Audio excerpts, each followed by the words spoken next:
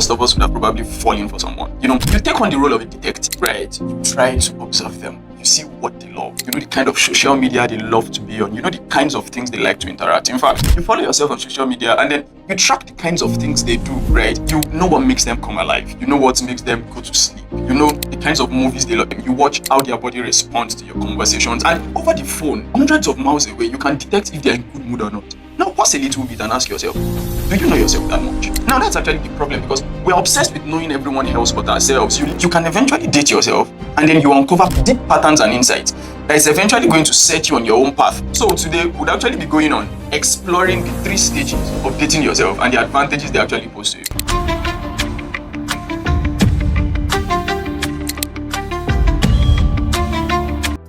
Have you watched how a person in love is essentially obsessed with their partner? I mean real love.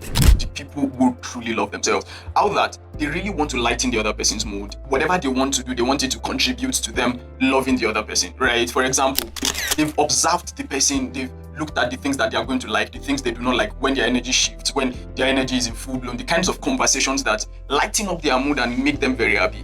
That's how people do, right? And eventually when they want to gift themselves, they can be able to gift very wonderful gifts because it's been days and weeks and months of observing the other person. It's the power of observation. And then they just know exactly what to give them.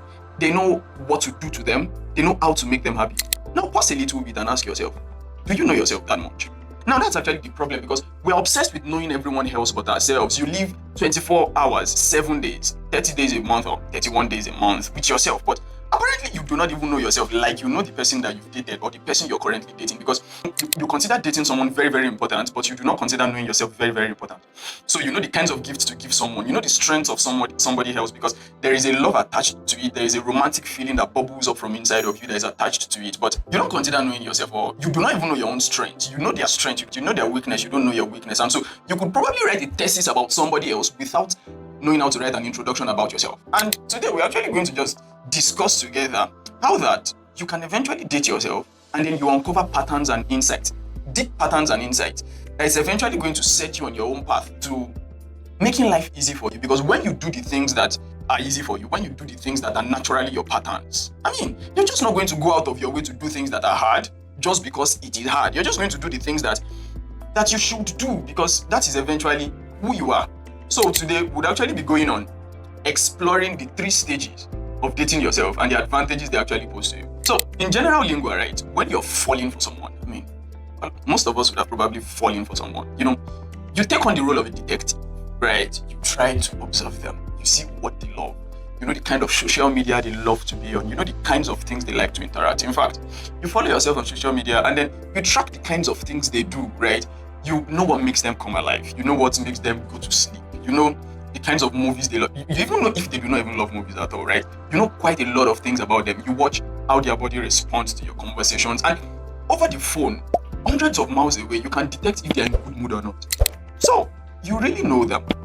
Why don't you start doing this to yourself, right? You look at the conversation, you observe the conversations that you really love, that brings your energy to life. You watch the kinds of things that you really love on YouTube, what that means, like the kinds of movies you watch, sci-fi, comedy, that movie that it is horror movie. Yeah, some of you like horror movies, and then you know that your partner loves these kinds of movies. The things that amuse you, you pay attention to the kinds of conversations that drain you, the one who brings you energy. You watch how your body responds to different environments, different kinds of people, different tasks. You know the kinds of things that really strengthen you. You should observe this about yourself, because most of us actually live on autopilot. You know what autopilot means?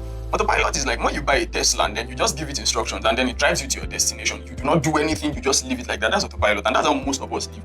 You meet this person today, you enjoy the person, you don't like the person, you just move on. You do not care about the things that, or the characters that they embody that makes you drawn to them or makes you drawn away from them. And that's what I want you to actually do, because the real truth is actually that you can't live an authentic life if you don't know who you truly are, because everything is just going to be performance. You're just going to be out of your way to please people, to do this, to do that, because you don't know. And then that brings us to like our journal time, right? Because to be honest, I think journaling is just a way to track all of these things that we've been discussing on this channel. I also try to journal myself. I follow up the journals, I write them down, I try to observe myself. So let's go on this journey together, as you've all known. So the first thing to write in this journal is actually that I want you for 1 week to actually track these things, right? What made you feel alive, right? What kind of work do you like doing, right? You're talking to somebody, what kind of conversations actually brought you alive.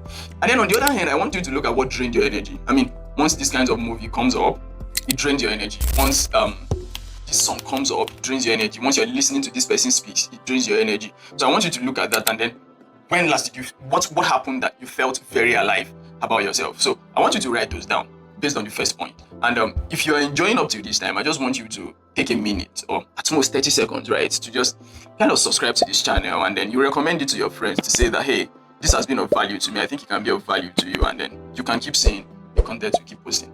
So the first point was about the observation phase when you're studying to fall in love. Now, the second point is actually about the discovery phase, where you're trying to uncover your patterns and your preferences. So we've established the part that if you're a good partner or you have good partners, they always want to make you happy and all of that. So good partners actually see storms coming.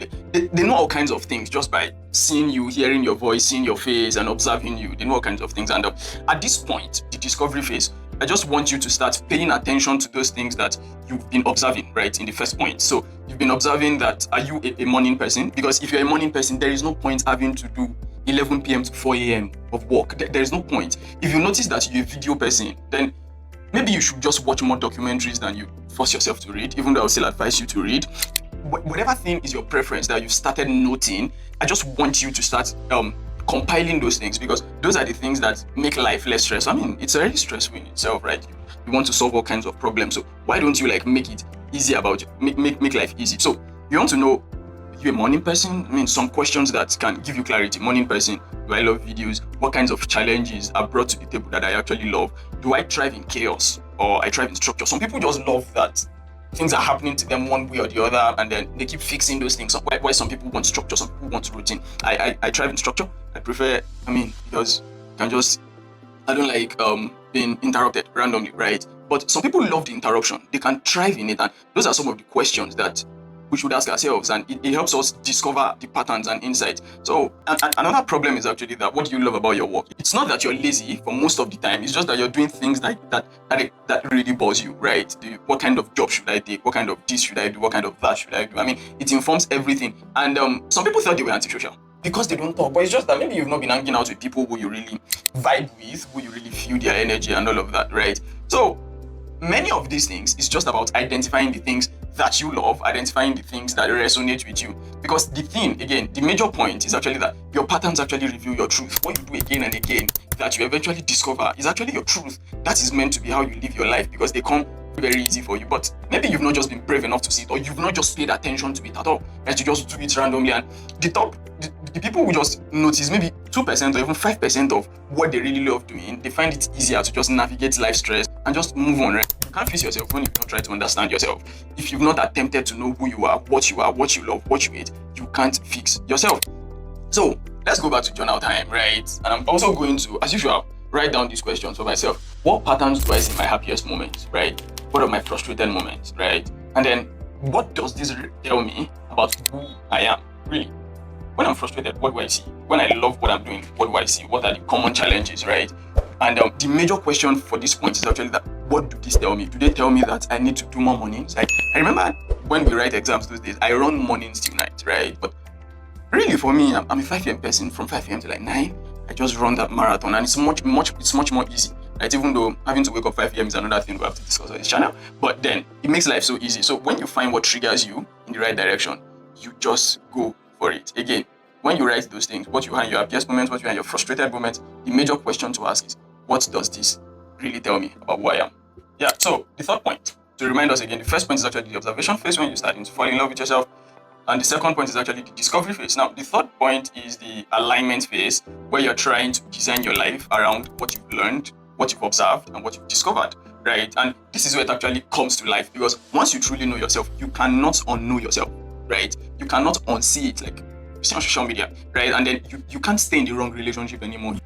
You don't want to take the wrong job anymore. You don't want to be in the wrong city. You don't want to live the wrong version of yourself, because when you know your patterns, you can design your life around them to actually give you maximum and optimum output, right? And so again, you do not have to stress yourself out of the ordinary. Just do what you've been doing. The goal is not to become someone new. The goal is actually to become more of yourself, more of what you are, right? Just to give yourself the expression that you really are.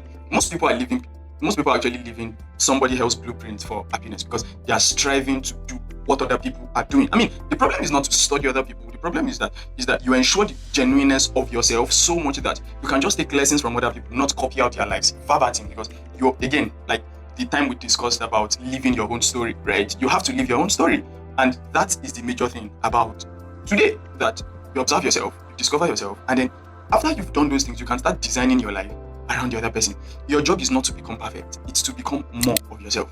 Again, right? So that's what I want you to do. You've observed yourself, you've discovered, and then I want you to design your life's systems, right? Maybe your daily routine, or what you do daily, what you do weekly, your goals. You infuse who you are into those goals, because there is no goal without you. You are the one achieving the goal. There is nothing that should be in that goal if it doesn't align with who you are, if it doesn't come at you from a standpoint of deliberately wanting to do because you can do, or because who you are, right? So that is the crux, and that is what I want you to do. So starting tonight, I want you to be very observant of your journal. Like I would always tell us every week, be observant of your journal. The things that make you happy, it's already part of the questions that we've written. The things that make you frustrated, one pattern you've never noticed before that you're just knowing, oh, I don't like shoes. Oh, I love to go out. Oh, I love to stay indoors. And all of those kinds of things, I want you to really, really, really observe it. And now what I want you to do in the comment section, I know we've spoken about different things, right? But I want you to tell me the patterns that you know you have that resonates with you and that you have to enforce more, right? Because many of us just observe our patterns. We know that we love to stay indoors, but what do you do with staying indoors? I mean, I must have that question, right? What do I do staying indoors? Read books, do this, do that, convert staying indoors, make you more productive. And finally, right, stop being a stranger to the most important person in your life, which is you. I want you to date yourself properly. I want you to know yourself. And who knows, you might just eventually fall in love. We'll meet again in the next episode till we all win.